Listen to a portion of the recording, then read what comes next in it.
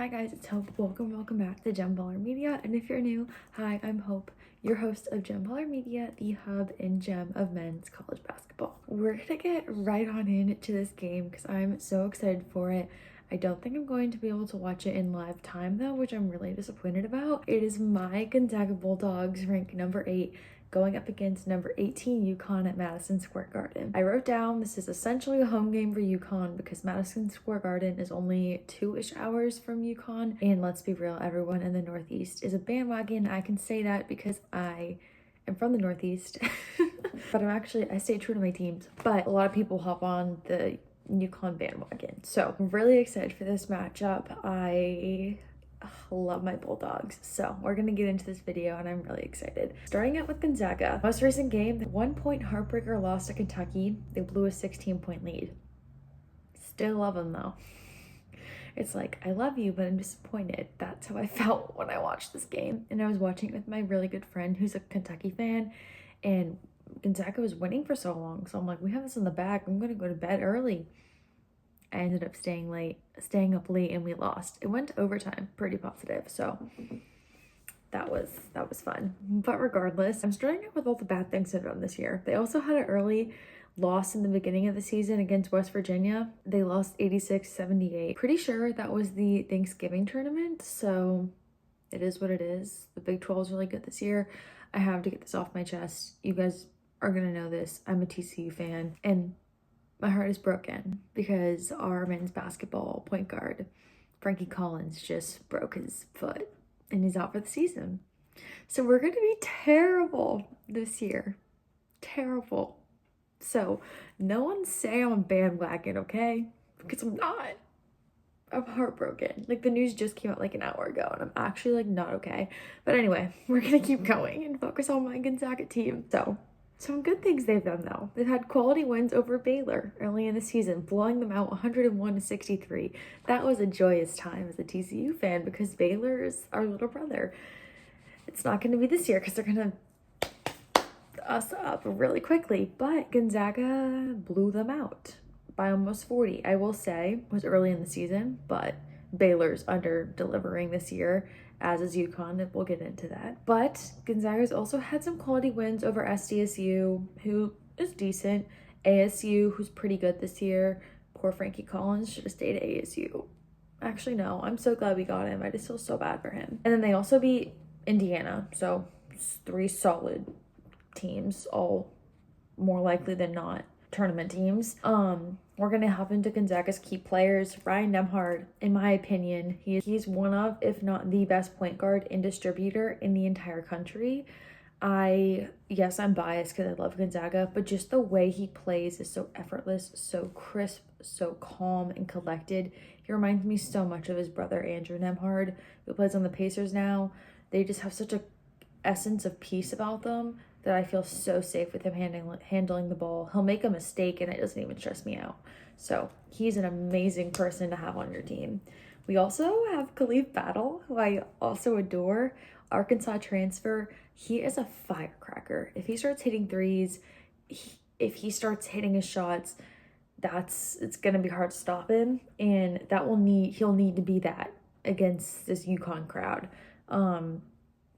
I feel like Battle is not your typical Gonzaga player. His essence is not as calm as like a Nembhard. I feel like Andrew Nembhard and Ryan Nembhard are very like cool, calm, collected, like Mark Few. But then you have Khalif Battle, who low-key's like crazy, but in like the best way, like great energy. And then also can't forget Graham Ike. Man had like 26 points against Kentucky. He will need to get the boards. There's no question of conversation. He'll need to shut down Samson Johnson as well as Alex Caravan. He has to shut them down, but I don't really think he'll have a problem doing that. I think Graham Ike is one of the best centers in the country. So yes, going into UConn, let's dive into this. They've been underwhelming this season. I think that's pretty fair to say, going from back-to-back national championships to coming in dead last in the Maui Invitational. Pretty crazy, and Danny Hurley's not too happy about that. I think it's interesting that UConn played Baylor, beat them 76-72 at home. Gonzaga and UConn have a common opponent in common. However, Gonzaga steamrolled Baylor, while UConn only beat them by 4. I will say, I think if Gonzaga played Baylor now, they would not beat them by 40. I think it was the beginning of the season. There were nerves. People didn't know where they were playing yet in terms of team chemistry. There was a lot of work to be done. But I do think that blowout shows the separation between Baylor of who they used to be and who they are now. But with that being said, I do think that there's a slight talent difference between UConn and Gonzaga. I think Gonzaga has more versatility and depth, but I just think that there's more pieces that you can move around with Gonzaga versus UConn. I feel like it's very concrete, it's structured. Possibly. I'm just kind of saying that. Next up, UConn's notable games. During the Maui Invitational, they lost to Dayton 85-67. Dayton's good, but 18 points, UConn? That's crazy. They lost to Colorado by 1. However, recently, I think it was December 8th, so 5 days ago, they played Texas at the Maui Center in Texas, and they beat them pretty comfortably, 76-65. To me this year, I just covered the Texas A&M game, so if you guys want to go watch it, go check it out. It's up there on the cards. But I feel like UConn sort of reminds me of Texas A&M this year. With their scoring, they have games, UConn, where they'll score 90-plus points against Memphis easily. But then they have other games against Colorado and Dayton where they are only scoring in the high 60s, low 70s.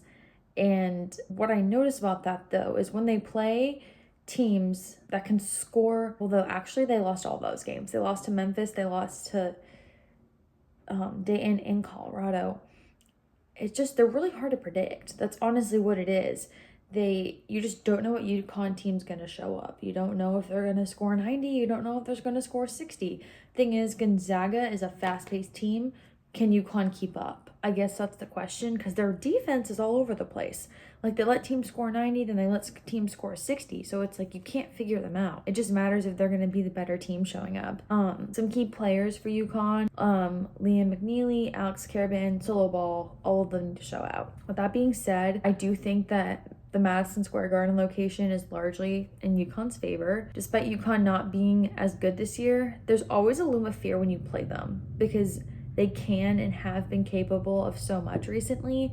I would never discredit or discount a UConn team. Do I think this team's going to go and win the national championship this year? No. I'm saying this on YouTube. They're not winning it this year. Watch them literally win, and then we get completely eaten alive for it. But they're not winning it this year. But when I am doing my research for this game, I'm sure there's more spreads that have come out since I did this scouting report sort of thing about 4 hours ago, so I'm sure stuff has come out, but the one I looked at had the spread at 151.5, which is about 75 points per team, and it had Gonzaga favored by 4.5. I have a weird feeling about this, and I have 2 possible scenarios that could happen, and I'm gonna pick one, but we'll see.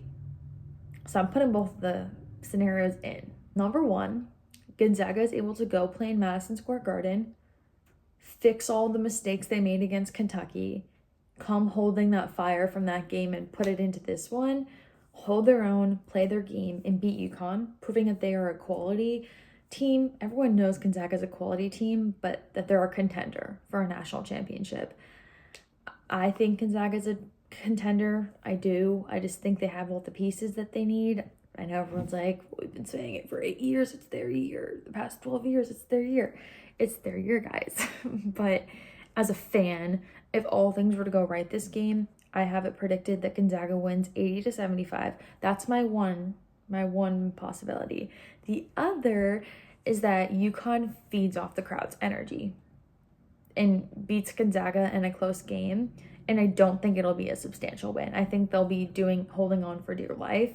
My prediction is UConn, this is my prediction. UConn wins 77-74.